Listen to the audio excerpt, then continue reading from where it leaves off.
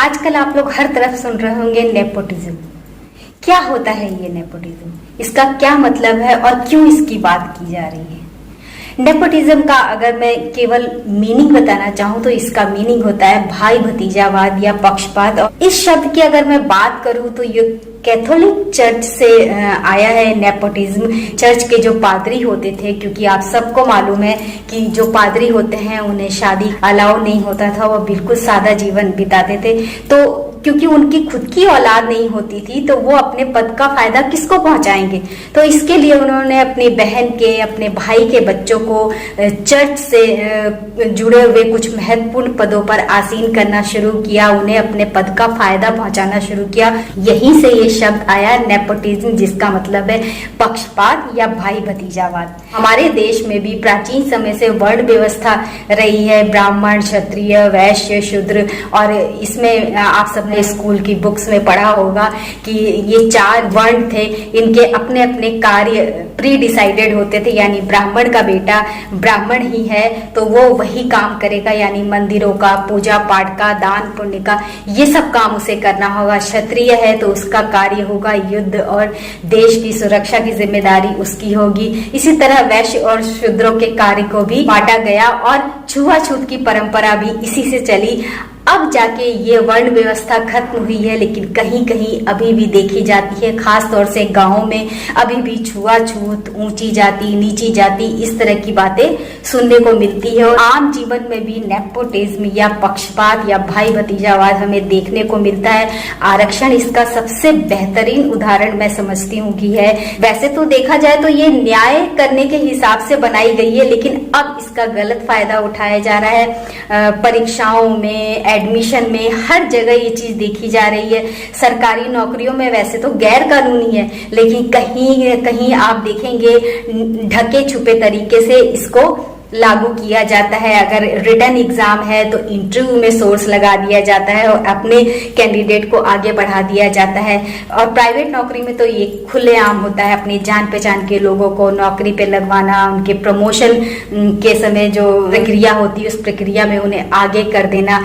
और ये चीज राजनीति में भी हमें देखने को मिलती है, चाहे उनमें योग्यता हो चाहे न हो। आप देख सकते हैं बहुत से उदाहरण, मुझे बोलने की जरूरत नहीं है। सत्ता की ही बात करूं तो बहुत से परिवार ऐसे हैं जो पीढ़ी दर पीढ़ी, पहले पिताजी राजनीति में रहे, फिर उन्होंने अपने बच्चों को आगे किया। अगर बच्चों के बच्चे नहीं हुए तो बहुएं आगे बढ़ गई, अगली पीढ़ी नहीं तैयार है तो बेटियों के परिवार को शामिल कर लिया गया। बॉलीवुड में आजकल इसकी चर्चा इसलिए हो रही है कि सुशांत सिंह राजपूत की आत्महत्या ने इस मामले को और तूल दे दिया है और लोगों के जुबान पर इस शब्द को लेकर बहुत ज्यादा आक्रोश है और उन्होंने बॉलीवुड की तरफ अपनी उंगलियां उठानी शुरू कर दिया। और इस चीज में बहुत सारे एक्टर एक्ट्रेस भी आ रहे हैं जिन्होंने पहले अपनी जुबान नहीं खोली थी, लेकिन अब मौके को देखकर उन्होंने भी अपनी आप बीती सुनानी शुरू कर दी है। सुशांत सिंह राजपूत ने आत्महत्या की ऐसा कहा जा रहा है।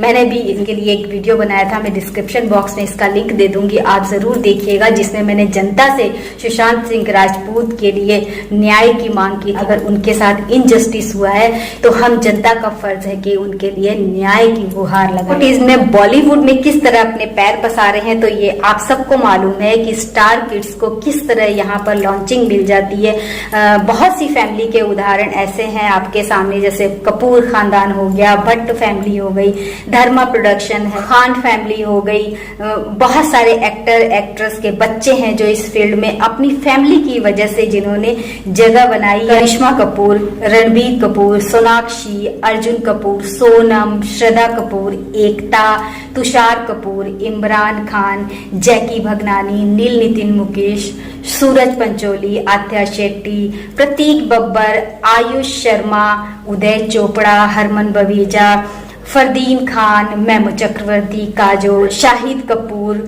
सोहा अली, श्रीदेवी की बेटियां हो गई, आलिया भट्ट, पूजा भट्ट। यहाँ तक अगर बात करूं तो बहुत लंबी लिस्ट है। बहुत सारे स्टार किड्स हैं जो बैठे बिठाए अच्छी फिल्मों में अपनी जगह बना लेते हैं। और सिर्फ फिल्मों में ये जगह की बात मैं क्या करूं, वो तो अवार्ड फंक्शन में भी सबसे आगे रहते हैं। आयुष शर्मा की, जो कि सलमान खान की बहन के पति है, उन्हें बार बार फिल्म मिली जा रही है। तो एक तरह से देखा जाए कि योग्यता न होते हुए भी इन्हें जगह मिल रही है, ये कमा रहे हैं, ये नाम बना रहे हैं, एक के बाद एक फिल्में मिली जा रही हैं, जबकि अच्छी प्रतिभाएं कहीं बाहर रह जाती है। टीवी और प्राइवेट भी हम देखते हैं, बहुत सारे टैलेंट शो होते हैं, बहुत सारे टैलेंट को खोज कर उन्हें बड़े बड़े प्रलोभन दिए जाते हैं कि आप ये ट्रॉफी जीत लेंगे या ये इस जगह आप अगर प्राइज जीत लेंगे तो आपको ये फिल्म मिल जाएगी, उस सीरियल में काम मिल जाएगा। लेकिन होता क्या है, वो सब वहीं रह जाते हैं और कहीं स्टार किड्स आगे निकल जाते हैं। स्टार किड्स भी ये दावा करते हैं कि हमें भी तो मेहनत करनी पड़ती है, माँ बाप की इमेज की वजह से हमारे ऊपर बहुत प्रेशर होता है, तो हमें भी तो काम करना पड़ता है। सिंपल सी बात है, एक अगर इंडस्ट्री के बाहर का कोई एक्टर या एक्ट्रेस आती है तो उसे बड़ी फिल्म बैठे बिठाए नहीं मिल जाती, उसे बहुत सालों तक स्ट्रगल करना पड़ता है, उसे छोटे छोटे रोल करके खुद को आगे बढ़ाना पड़ता है, तब जाके ऑडियंस उनको पहचानती है, उनकी फिल्में देखने जाती है। यानी कि वो मेहनत करके कदम कदम आगे बढ़कर अपने लिए जगह बनाते हैं। लेकिन स्टार किड्स का क्या है, उन्हें तो बैठे बैठाए प्रमोशन मिल जाता है, पेपर में हेडलाइंस उनकी आ जाती है, टीवी पे उनके प्रोग्राम्स आ जाते हैं, इंटरव्यूज आ जाते हैं, बड़ी फिल्मों में बड़े बैनर में उन्हें लॉन्च किया जाता है और ऑडियंस तो उन्हें बैठे बैठाए मिल जाती है कि फर्स्ट टाइम इस फिल्म में इसकी बेटी या इसका बेटा आ रहा है।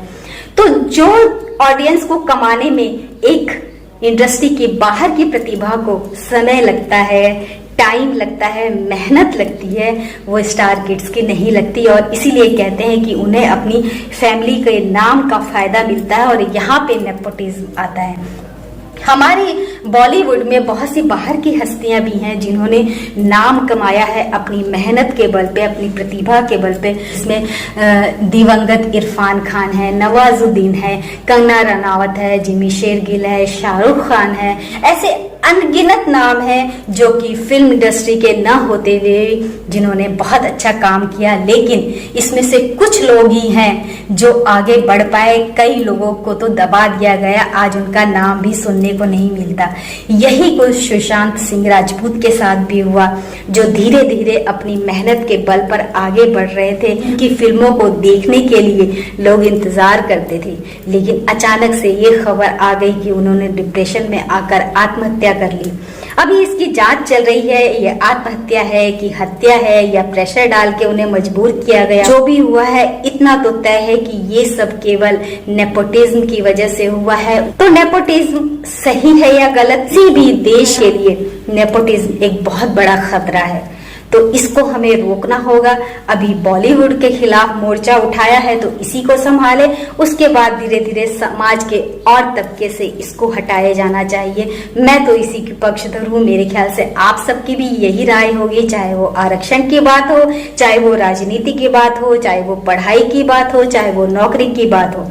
नेपोटिज्म कहीं नहीं होना चाहिए, केवल योग्य व्यक्ति ही आगे बढ़ना चाहिए क्योंकि उसमें काबिलियत है।